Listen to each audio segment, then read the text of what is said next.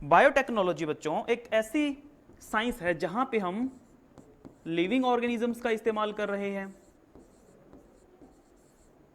या फिर उनके किसी एंजाइम का इस्तेमाल कर रहे हैं ताकि हमें क्या मिल सके, हमें हमारे काम के, हमारी जरूरत के प्रोडक्ट्स मिल सके, ठीक है, to get our desired products. बच्चों वो प्रोडक्ट कुछ भी हो सकता है, वो प्रोडक्ट हो सकता है कोई, वो प्रोडक्ट कोई बच्चों एंजाइम हो सकता है, या फिर वो कोई हार्मोन हो सकता है, हम किसी सीड को मॉडिफाई कर सकते हैं बच्चों, बहुत सारी चीजें हम यहां पे कर सकते हैं, ठीक है ना, कोई मेडिसिन बना सकते हैं, there are many things, right. So हम क्या कर रहे हैं, अगेन मैं रिपीट कर रहा हूं, हम लिविंग ऑर्गेनिजम्स का इस्तेमाल कर रहे हैं या उनके एंजाइम्स का इस्तेमाल कर रहे हैं to get the products which are beneficial for us. इस साइंस को बायोटेक्नोलॉजी बोला जाता है। क्या ये बात आपको समझ में आई, यस और नो? Yes sir. ठीक है। अब बायोटेक्नोलॉजी का है ना, देखा जाए तो बच्चों क्लासिकल बायोटेक्नोलॉजी के हिसाब से अगर बात करें तो हम सालों से इसका इस्तेमाल कर रहे आ रहे हैं। जैसे कि दही जो बनाया जाता है, तो दही में क्या करते हैं, दही में जब दूध होता है, रात को यूजुअली रात को आप इसको तैयार करते हो, तो रात को जो दूध होता है उसमें ना थोड़ा सा आप लस्सी या थोड़ा सा दही आप उसमें डाल करके छोड़ देते हो। अब वो जो थोड़ा सा दही आपने उसमें डाला है, उसमें दही में बैक्टीरिया होते हैं, ठीक है ना, सेल्स होती है, बैक्टीरिया हैं। सो वहां पे आप लिविंग ऑर्गेनिज्म ही तो इस्तेमाल कर रहे हो, जो लैक्टोबैसिलस आपका बैक्टीरिया होता है उसका आप इस्तेमाल कर रहे हो। और सुबह आपको कौन सा प्रोडक्ट मिल रहा है, सुबह आपको मिल रहा है बच्चों, योर प्रोडक्ट इज दही, कर्ड, राइट। सो वो भी एक तरीका है, वो भी बायोटेक्नोलॉजी है। लेकिन ऐसा नहीं है कि इसकी डेप्थ सबको पता हो, कि जैसे आप अपनी दादी से जाकर के पूछोगे तो उनको नहीं पता किसके अंदर क्या है, अब दादी को थोड़े उसके अंदर लैक्टोबैसिलस होता है, राइट। सो उनको जस्ट पता है कि ऐसे किया जाता है। तो ये तो क्लासिकल बायोटेक्नोलॉजी की बात होगी, एक नॉर्मल से लेवल पे बात होगी। लेकिन बच्चों बायोटेक्नोलॉजी इससे कहीं ज्यादा बढ़ के है, इसमें हम बहुत एडवांस प्रोडक्ट भी तैयार करते हैं, rather than curd many things are there, ठीक है ना। सो जस्ट सबसे पहले ना एक डेफिनेशन की बात कर लेते हैं। देखिए डेफिनेशन क्या कहती है हमें, biotechnology is the branch of biology deals with using live organisms और एंजाइम्स। हम क्या यूज कर रहे हैं, मैंने बताया अभी, लिविंग ऑर्गेनिजम्स का या उनके एंजाइम्स का यूज कर रहे हैं to produce products and processes, ताकि हम कोई ऐसे प्रोडक्ट बना सकें, कोई ऐसी प्रोसेस विकसित कर सकें जो ह्यूमंस के लिए यूजफुल हो, जो ह्यूमंस के लिए यूजफुल हो। EFB क्या है बच्चों, EFB stands for European federation of biotechnology, European federation of biotechnology. इनकी जो डेफिनेशन है ये ट्रेडिशनल और मॉडर्न मोलिकुलर बायोटेक्नोलॉजी दोनों को कवर करती है, ट्रेडिशनल को भी और मॉडर्न बायोटेक्नोलॉजी दोनों को ये कवर करती है। तो बच्चों ये डेफिनेशन भी थोड़ा सा आपको ध्यान रखनी है, which says integration of natural science.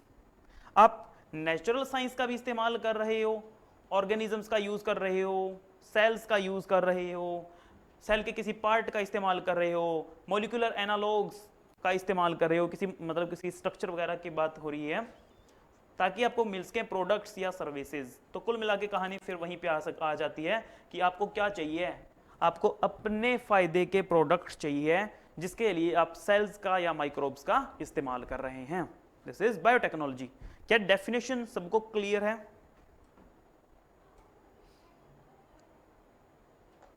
Yes sir. Yes sir. Okay बच्चों, बायोटेक्नोलॉजी के अंदर है ना दो टेक्निक्स या दो कोर टेक्निक्स आप कह सकते हैं इंक्लूड हैं।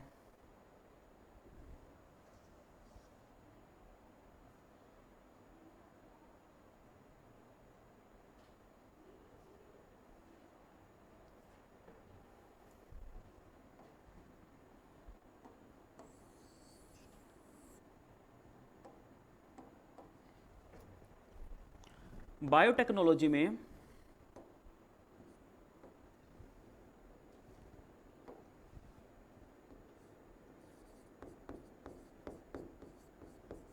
दो कोर टेक्निक्स इंक्लूड है बच्चों। Number 1 genetic engineering, number 1 genetic engineering, and number 2 bioprocess engineering.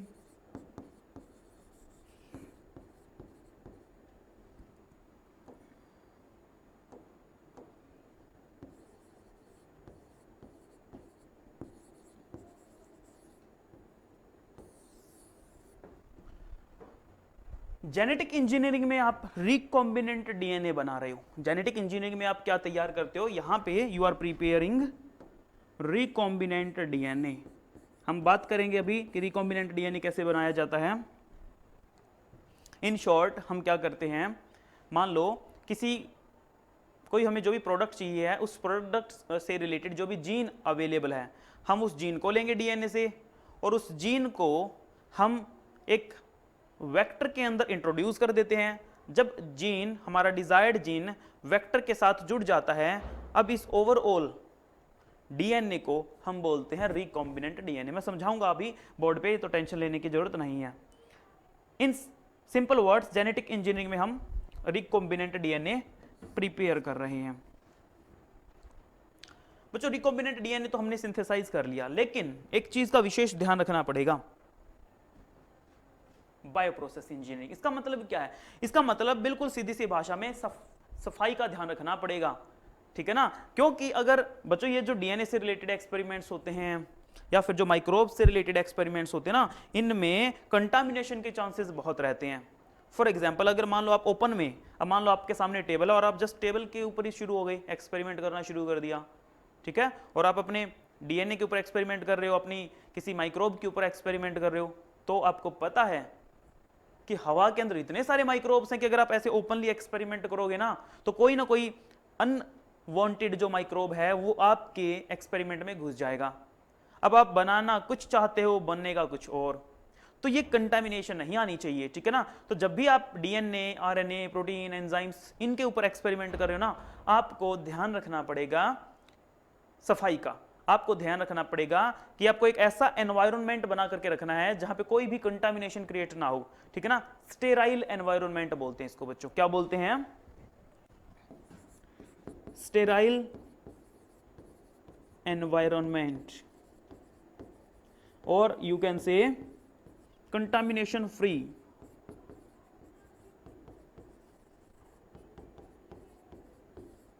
Environment, right. बस यही चीज है। रिकॉम्बिनेंट डीएनए जब आप तैयार कर रहे हो तो उसके आसपास कोई कंटामिनेशन, कोई अननेसेसरी बैक्टीरिया या कुछ भी ऐसा नहीं आना चाहिए।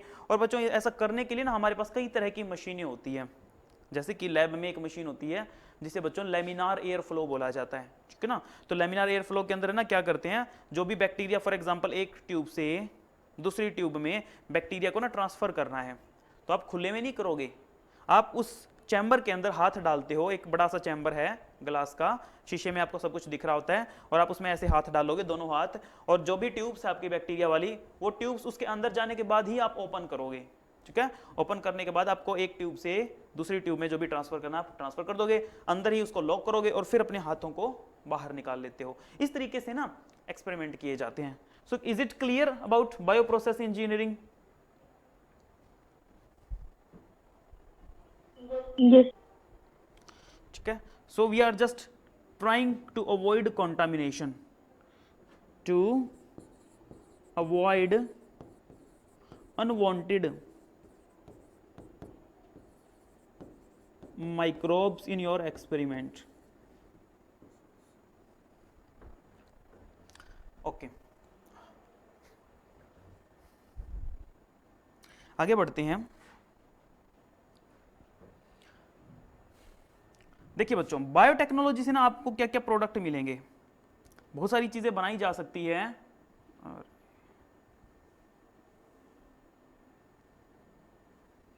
हम बना सकते हैं बच्चों एंटीबायोटिक्स। क्या होती है एंटीबायोटिक्स? मैंने बताया हुआ है, एंटीबायोटिक्स बच्चों ऐसे केमिकल्स होते हैं जो आपको माइक्रो ऑर्गेनिज्म से मिलते हैं, टू किल और to prevent the growth of other microorganisms. ऐसे केमिकल्स जो हमें माइक्रोब से मिलते हैं, दूसरे माइक्रो ऑर्गेनिजम्स की ग्रोथ को रोकने के लिए हम उनका इस्तेमाल करते हैं, इन्हें एंटीबायोटिक्स बोलते हैं। पेनिसिलिन का के बारे में बताया था, फर्स्ट एंटीबायोटिक। एंटीबायोटिक्स बना सकते हैं, बहुत तरह के एंटीबायोटिक्स आज अवेलेबल है, so we can make them. Enzymes बना सकते हैं, वैक्सीन बना सकते हैं, हॉर्मोन्स बना सकते हैं, लाइक हम इंसुलिन बनाते हैं, ये इंसुलिन का इंजेक्शन ना शुगर के पेशेंट को दिया जाता है बच्चों, ठीक है ना।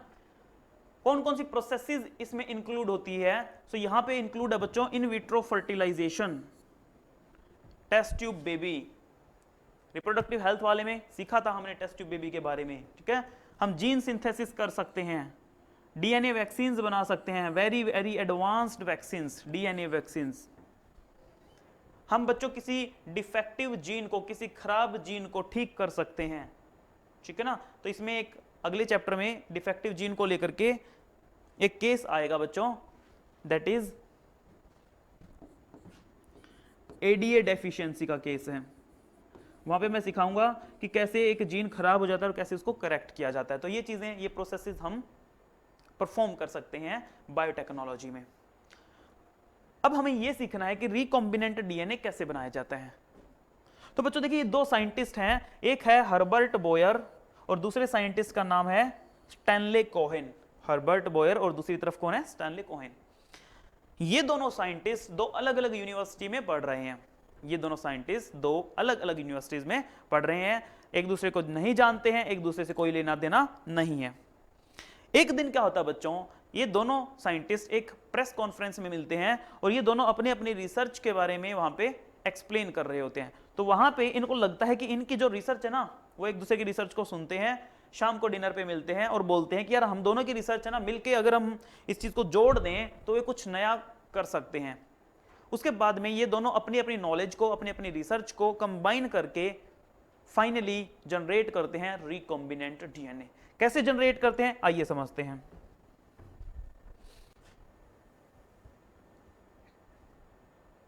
देखिए बच्चों,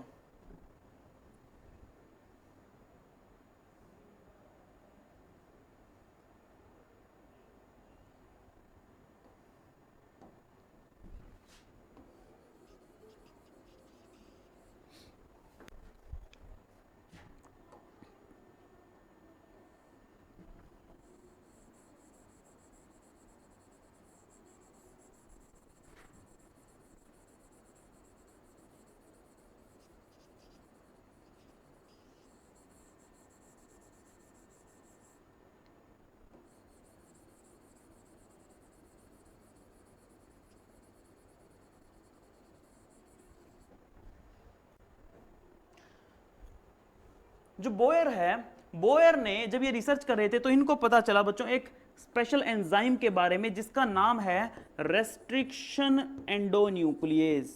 किस एंजाइम के बारे में पता चला? रेस्ट्रिक्शन एंडोन्यूक्लियेज। बच्चों ये बड़ा स्पेशल एंजाइम है। ये एंजाइम क्या कर सकता है? ये एंजाइम एक डीएनए की पूरी लेंथ को इंस्पेक्ट करेगा।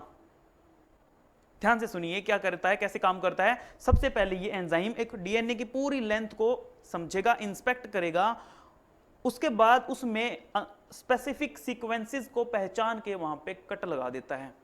ये ऐसे ही मुंह उठा के डीएनए पे कहीं पे भी कट नहीं लगाएगा, ऐसे ही कहीं पे भी कट नहीं लगाएगा। ये कुछ स्पेसिफिक सीक्वेंसेस को डिटेक्ट करेगा और सिर्फ हर बार उसी सीक्वेंस पे कट लगाएगा, हर बार सेम सीक्वेंस पे कट लगाएगा, ठीक है। और ये सीक्वेंसेस डीएनए के अंदर मिलती है। क्योंकि डीएनए के अंदर की तरफ कट लगाए जा रहे हैं, इसीलिए इनको बोलते हैं एंडोन्यूक्लियेज। न्यूक्लियेज क्या है बच्चों? न्यूक्लियेज का मतलब ऐसे एंजाइम जो न्यूक्लिक एसिड को डाइजेस्ट करें। देखो न्यूक्लियस लिखा ना पीछे, न्यूक्लियस का मतलब क्या है? विच digest nucleic acid. Nucleic acid क्या होता है? न्यूक्लिक एसिड डीएनए या आरएनए, राइट? डीएनए या फिर आरएनए। एंडो मतलब अंदर की तरफ, तो बच्चों ये डीएनए या फिर आरएनए पे अंदर की तरफ कट लगाते हैं, इसीलिए इनको एंडोन्यूक्लियस बोलते हैं। रेस्ट्रिक्शन वर्ड क्यों यूज कर रहे हैं ये बात मैं थोड़ा सा रुक करके बताऊंगा आपको बच्चों। क्योंकि ये कट कर रहे हैं, काट रहे हैं डीएनए को, इसीलिए इन्हीं को मॉलिक्यूलर सीजर भी बोलते हैं। We are calling them molecular scissors. जब ये कट लगाते हैं डीएनए पे, ये प्रोड्यूस करते हैं बच्चों स्टिकी एंड्स। क्या प्रोड्यूस करते हैं? Sticky ends. अब ये स्टिकी एंड क्या होते हैं देखिए,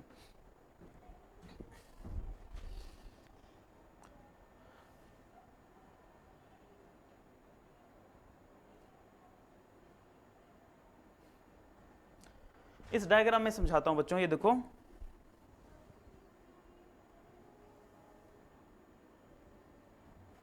ये कोई सीक्वेंस है,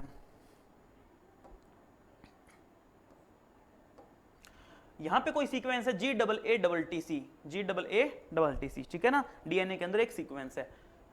यहां पे कोई एंडोन्यूक्लियस आया, जैसे कि एक एंजाइम है EcoR1 जो कि एंडोन्यूक्लियस है। अब ये कैसे कट लगा रहा है बच्चों? ये इस तरीके से कट लगा रहा है, लाइक दिस। सबसे पहले यहां पे बॉन्ड को तोड़ रहा है। यहां पे कौन सी बॉन्ड होती है? यहां पे होती है बच्चों फॉस्फोडाइईस्टर बॉन्ड, फॉस्फोडाइईस्टर बॉन्ड। उसके बाद में बीचों बीच कट लगाएगा, लाइक दिस। अब कौन सी बॉन्ड तोड़ रहा है? ये बीच में होती है बच्चों hydrogen bond and again phosphodiester bond.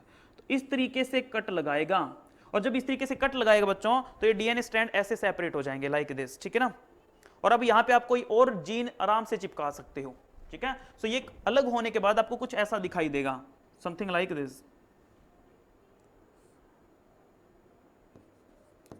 This is 5 prime, this is 3 prime, right, CTTA, और ऊपर की तरफ है G। अब ये देखिए, ये जो बन गया ना, ये स्टिकी एंड है। यहां पे ये वाले सारे के सारे पेयर फ्री हैं, मतलब ये अनपेयर हैं बच्चों, राइट। अनपेयर हैं तो यहां पे इस जगह पे आकर के आपके नए न्यूक्लियोटाइड आराम से इस जगह पे आकर के बाइंड कर सकते हैं। ये स्पेस फ्री है बाइंडिंग के लिए, इसीलिए क्योंकि यहां पे जीन आराम से आकर के चिपक सकता है, इसको स्टिकी एंड बोला जाता है, बिकॉज यहां पे लोन पेयर्स प्रेजेंट है। क्या स्टिकी एंड का मतलब समझ में आया? Is it clear?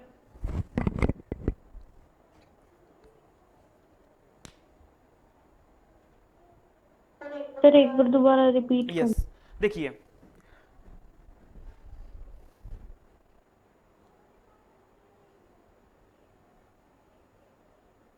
Once more, एक सीक्वेंस है बच्चों GAATC, ठीक है, डीएनए के ऊपर कोई सीक्वेंस है।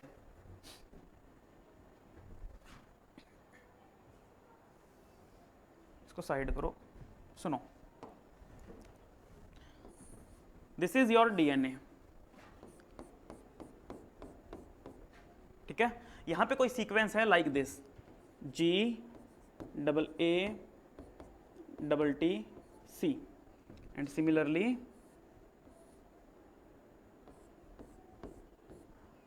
GAATC. This is 5 prime, this is 3 prime, 5 prime, 3 prime. अगर आपको ये 3 प्राइम 5 प्राइम का फंडा नहीं पता है, कोई बात नहीं, जब मैं आपको डीएनए वाला चैप्टर सिखाऊंगा तब मैं बता दूंगा कि ये कैसे बनते हैं, इसका क्या मतलब है। Is it clear? अभी के लिए सिर्फ ये बात समझो कि डीएनए पे कोई सीक्वेंस है और वो सीक्वेंस मैंने बना दी GAATC, ठीक है। 6 बेस पेयर की सीक्वेंस बनाई है, 1 2 3 4 5 6, मैंने यहाँ पे 6 बेस पेयर की एक सीक्वेंस ली है। अब यहाँ पे जो एंजाइम एंट्री मारेगा उस एंजाइम का नाम है EcoR1।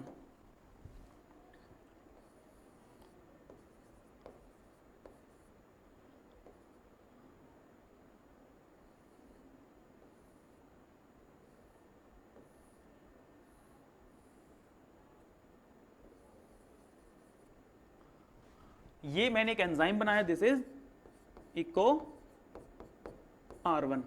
ये एंडोन्यूक्लियस है। कौन सा एंजाइम है ये? एक तरह का एंडोन्यूक्लियस। और मैंने क्या बताया कि एंडोन्यूक्लियस एक स्पेसिफिक सीक्वेंस को पहचान के उसके ऊपर कट लगाता है। तो बच्चों ये जो EcoR1 है, ये पूरे डीएनए में से जिस सीक्वेंस को समझ सकता है, जिस सीक्वेंस को ये पहचानता है, वो सीक्वेंस है GAATC। तो पूरे डीएनए पे घूम फिर के देखेगा, भाई मेरे को ना ये सीक्वेंस मिल जाए GAATC, और इसको फाइनली इस वाली सीक्वेंस मिल गई GAATC। जैसे ही ये सीक्वेंस मिलेगी, ये यहां पे इसके ऊपर कट लगाएगा। अभी इसका कट लगाने का भी तरीका है। ये कट लगाता है बच्चों G और A के बीच में। ये कट कहां पे लगाता है? ये कट लगाता है बिटवीन G एंड A। अब इसमें देखो पूरी सीक्वेंस में G और A कहां पे है? G और A, यानी कि यहां पे कट लगा दिया, राइट। G और A यानी कि यहां पे कट लगा दिया। बच्चों ये जो बॉन्ड अब तोड़ रहा है ना, ये यहां पे कट लगती है, जो बॉन्ड टूटी है उस बॉन्ड का नाम है फॉस्फोडाइईस्टर बॉन्ड। यहां पे कट लगते ही जो बॉन्ड टूटी है वो कौन सी टूटी है? ब्रेक फॉस्फोडाइईस्टर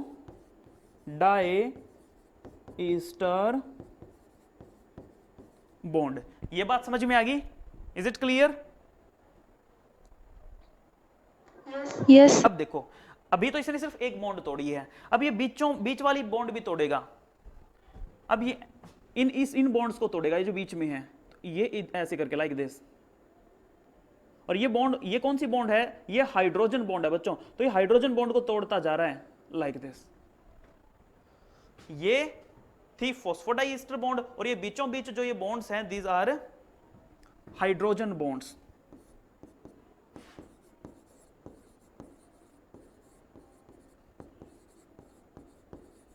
दो तरह की बॉन्ड तोड़ दी, ठीक है।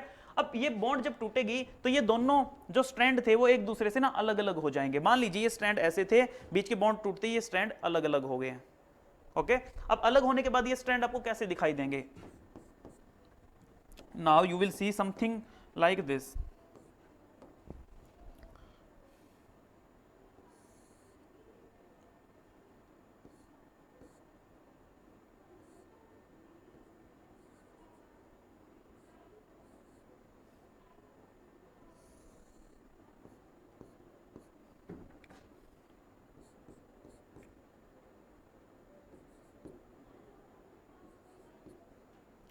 एक ये वाला आपका फ्रेगमेंट हो गया, नीचे वाला, और ऊपर वाला भी अलग कर दो। ऊपर वाला है कुछ ऐसा दिखेगा आपको,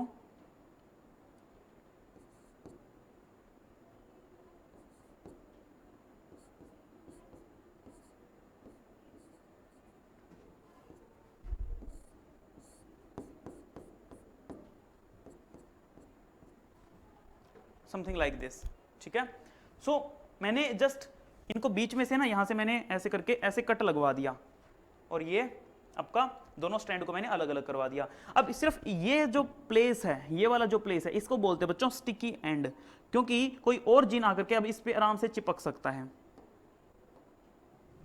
this portion, this area is your sticky and. जैसे इसके ऊपर भी ये एरिया बन गया, दिस इज स्टिकी एंड, ठीक है ना। तो क्या बन रहे हैं यहां पे? स्टिकी एंड्स बन रहे हैं। स्टिकी का मतलब चिपकने वाले, तो यहां पे आप कोई दूसरा जीन आकर के आराम से चिपक सकता है। किसने प्रोड्यूस किए स्टिकी एंड? आपके एंजाइम ने प्रोड्यूस किए, आपके इको R1 एंजाइम ने प्रोड्यूस किए, जो कि एक एंडोन्यूक्लियस एंजाइम है। बच्चों बहुत तरह के एंडोन्यूक्लियस एंजाइम्स होते हैं, बहुत नाम है। मैंने आपको जस्ट एक एग्जांपल दिया है एंडोन्यूक्लियस का, दैट इज इको R1, जो 6 बेस पेयर की सीक्वेंस को पहचानेगा डीएनए में से कि वो कहां पे, और उसके ऊपर कट लगा देगा। और हर बार जब भी कट लगाएगा इसी सीक्वेंस पे कट लगाएगा, यानी कि ये स्पेसिफिक होते हैं एक सीक्वेंस को के ऊपर कट लगाने के लिए। दूसरी बात बच्चों, ये जिस सीक्वेंस पे कट लगाते हैं ना, वो ऐसी सीक्वेंसेस होती है जो आप दोनों तरफ से पढ़ोगे वो सेम मिलेगी। जैसे कि इस सीक्वेंस को देखो, अगर आप इस डायरेक्शन में पढ़ रहे हो तो आपको ऊपर वाली में देखो क्या दिख रहा है, GAATTC। अब इस यहां से पढ़ो 5 प्राइम टू 3 प्राइम, ऐसे पढ़ो GAATTC। यानी कि जब भी आप चाहे ऊपर वाले स्ट्रैंड में पढ़ो चाहे नीचे वाले स्ट्रैंड में पढ़ो, दोनों ओरिएंटेशन से पढ़ने पे जब वो सीक्वेंस सेम रहती है, ऐसी सीक्वेंसेस को हम बोलते हैं पैलिंड्रोमिक सीक्वेंसेस। क्या बोलते हैं बच्चों? Palindromic sequences.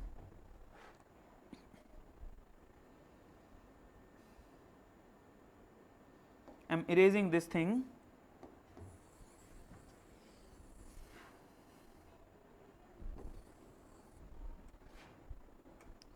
मैंने बोला कि दोनों तरफ से पढ़ने पे, मान लो 5 प्राइम टू 3 प्राइम ऐसे पढ़ रहे हो तो भी वो सेम है, 5 प्राइम टू 3 प्राइम। नीचे वाले स्ट्रैंड से पढ़ रहे हो तो भी वो सेम है। जैसे ऊपर वाले स्ट्रैंड पे वहां पे आपको क्या दिखा, यू सी GAATTC। जब यहां से पढ़ा GAATTC,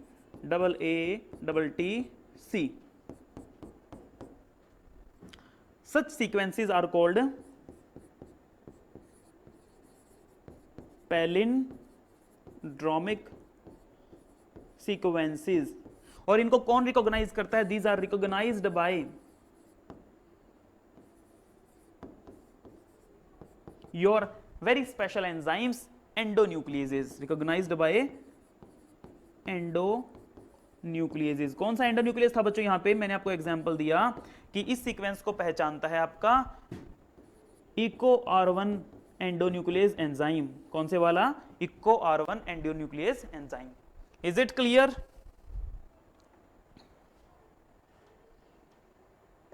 Yes, sir.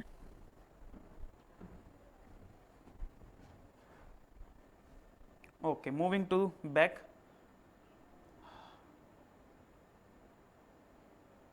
ठीक है, तो हम दो साइंटिस्ट के बारे में बात कर रहे थे, हर्बर्ट बॉयर एंड कोहेन। मैंने बताया कि उन दोनों ने अपनी अपनी इंफॉर्मेशन को कंबाइन किया और रिकॉम्बिनेंट डीएनए बनाया। अभी के लिए हमें नहीं पता कि रिकॉम्बिनेंट डीएनए कैसे बनता है। मैंने बस आपको एक बात बताई कि जो हर्बर्ट बॉयर है इसने बताया रेस्ट्रिक्शन एंडोन्यूक्लियस के बारे में, इसे इसकी जानकारी थी।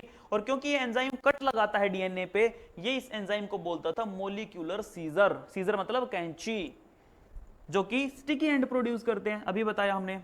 ठीक है, ये एक इंफॉर्मेशन होगी। अब आ जाइए कोहेन ने क्या इंफॉर्मेशन दी। कोहेन ने बोला कि कुछ ऐसे बैक्टीरिया होते हैं जिनके पास में नॉर्मल डीएनए के अलावा भी एक और डीएनए होता है। क्या बोला कोहेन ने? ही सेड कुछ ऐसे बैक्टीरिया हैं जिनके पास, ये तो मेन डीएनए हो गया, this is main chromosome,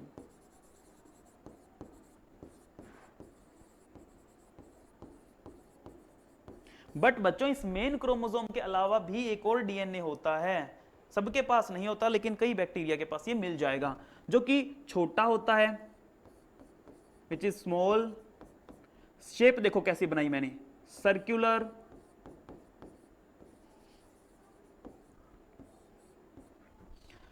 main chromosome से अलग है, इसीलिए इसको बोलते हैं एक्स्ट्रा क्रोमोसोमल।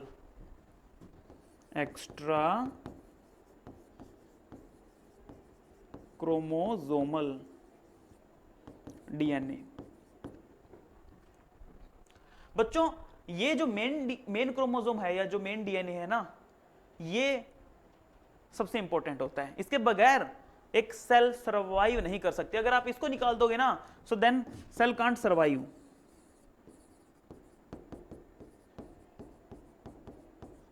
इसका तो होना जरूरी है, कंपलसरी है। ये अगर बच्चों इसको निकाल भी दोगे तो कोई ज्यादा फर्क नहीं पड़ेगा, ठीक है ना। इसके बगैर भी सर्वाइवल पॉसिबल है सेल का। लेकिन ये करता क्या है? ये बच्चों एक सेल को कुछ एक्स्ट्रा फीचर्स दे रहा है, कुछ एक्स्ट्रा गुण दे रहा है, कुछ एक्स्ट्रा प्रॉपर्टीज दे रहा है, ठीक है ना। I am writing survival is possible without this plasmid DNA. Then what is this plasmid DNA doing here? It provide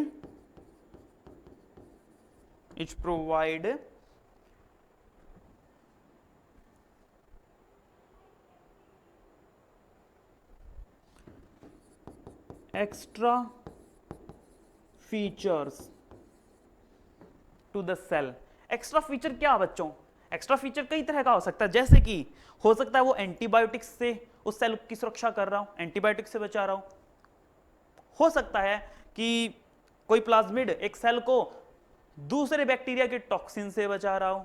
इस तरह के एक्स्ट्रा फीचर्स प्रोवाइड करता है, दैट इज योर प्लाज्मिड। तो इस प्लाज्मिड के बारे में इंफॉर्मेशन दी, किसने इंफॉर्मेशन दी बच्चों? कोहेन भाई साहब ने, ठीक है ना।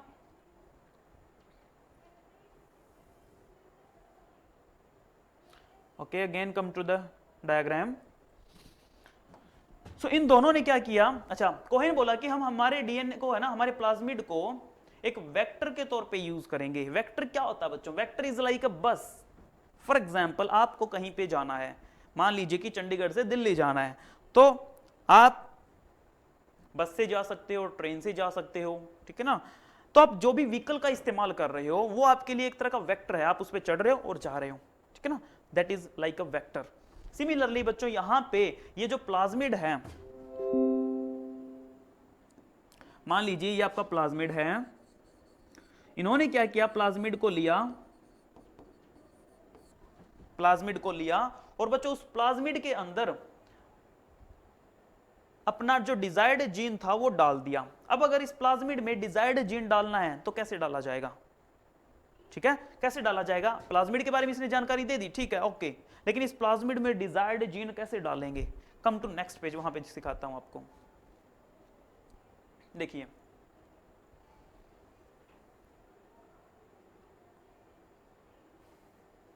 या फिर मैं इसको एक बार के लिए हटा देता हूं यहां से, कंफ्यूज नहीं करना मुझे तुम्हें।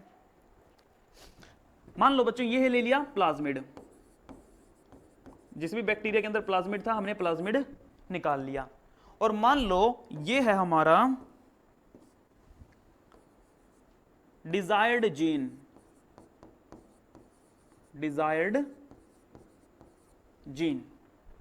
ठीक है।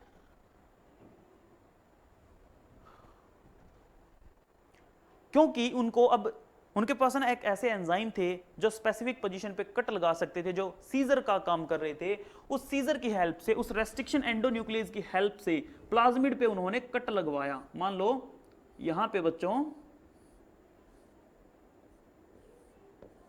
कट लगवा दिया, ये क्या है, दिस इज योर एंडोन्यूक्लियस, जैसे ही कट लगाया प्लाज्मिड ओपन हो गया, like this is now your plasmid, खुल चुका है वो। और अब इस डिजायर्ड जीन को बच्चों इसके कांटेक्ट में लेकर के आए, और ये डिजायर्ड जीन बच्चों इसके साथ में अटैच हो गया, चिपक गया, लाइगेट हो गया। यहां पे डिजायर्ड जीन को अगर चिपकाना है तो एक एंजाइम और यूज करना पड़ेगा बच्चों। अगर प्लाज्मिड को डिजायर्ड जीन के साथ आपको अटैच करवाना है तो आपको एक नए एंजाइम की जरूरत पड़ेगी जो कि गोंद के जैसा है, गम लाइक, ओके, गम चिपकाने का काम होता है ना। Similarly that enzyme is called ligase. So here is we are putting next enzyme, that is your, ये लाइगेज की बोतल है भाई, ठीक है। So this is ligase, ligase ने चिपका दिया इसको इसके साथ में,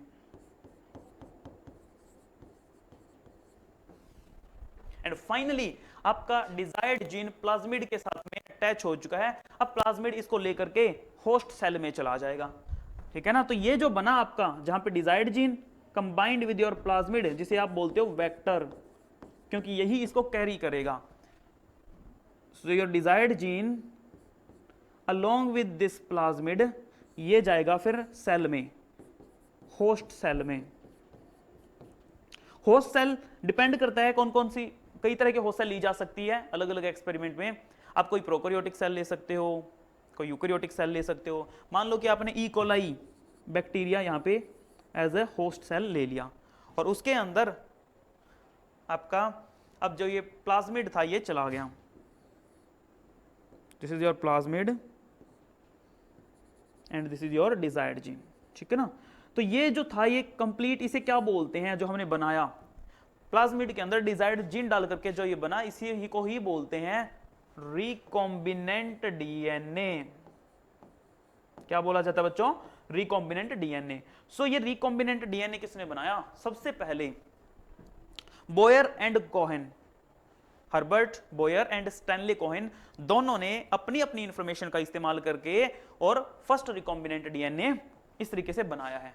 1972 के अराउंड फर्स्ट रिकॉम्बिनेंट डीएनए इन्होंने बनाया।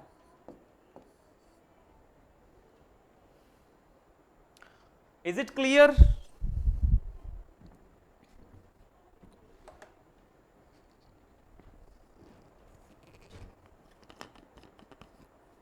Yes, sir.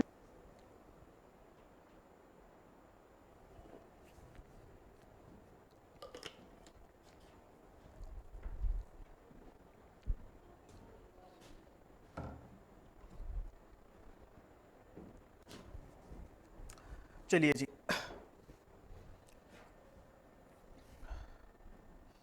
जब ये अंदर जाएगा, अब देखो आपका रिकॉम्बिनेंट जो डीएनए वो होस्ट सेल में उन्होंने डाल दिया, होस्ट सेल के अंदर जाने के बाद ये अपनी कॉपियां बना रहा है, समथिंग लाइक दिस। अभी एक कॉपी है आपके रिकॉम्बिनेंट डीएनए की, दिस इज नेक्स्ट कॉपी,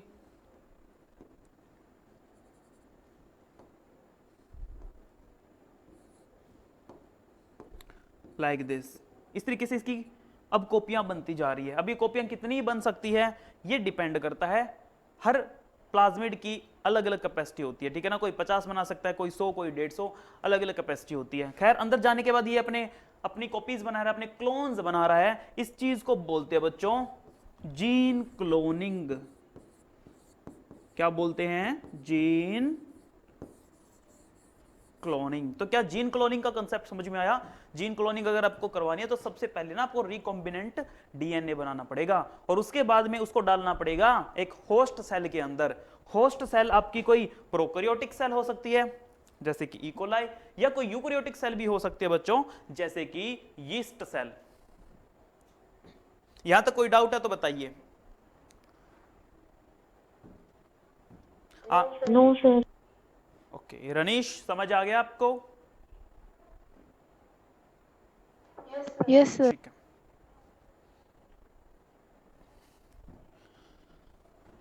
थोड़ा सा काम और कर लेते हैं, अभी टाइम पड़ा है हमारे पास।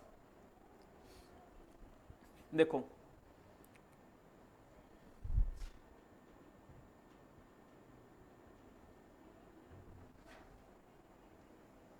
अब वापस मैं उसी डायग्राम पे आ रहा हूं, अब आपको इजीली समझ आ जाएगा। आपको ये डायग्राम अच्छे से दिखाई दे रहा है, वेल विजिबल, जो मैंने खोला हुआ है? Yes sir. देखो भाई, अब यहां पे है ना बच्चों, एक्सपेरिमेंट कैसे किया जा रहा है वो समझिए। एक तरफ एक बैक्टीरिया है, बैक्टीरिया का नाम है बच्चों सैल्मोनेला टाइफीम्यूरियम। और क्योंकि आप ह्यूमन हेल्थ वाला चैप्टर मुझसे कर चुके हो तो आपको पता होना चाहिए कि ये बैक्टीरिया कौन सी बीमारी कॉज करता है? टाइफॉइड। कौन सी बीमारी कॉज करता है बच्चों?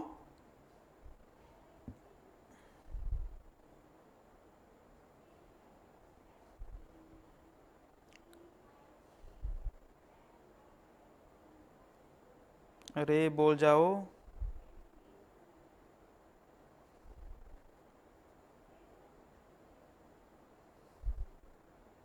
नींद आ गई क्या?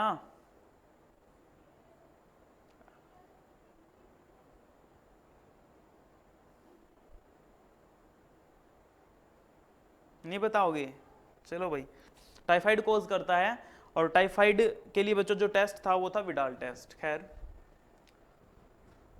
सैल्मोनेला टाइफीम्यूरियम से हमने उसका प्लाज्मिड आइसोलेट कर लिया, ये इसका मान लीजिए प्लाज्मिड है और हमने इसका प्लाज्मिड आइसोलेट कर लिया। आइसोलेट करने के बाद हमने इसके प्लाज्मिड पे कट लगाया और उसका प्लाज्मिड ऐसे ओपन हो गया है। कट लगाने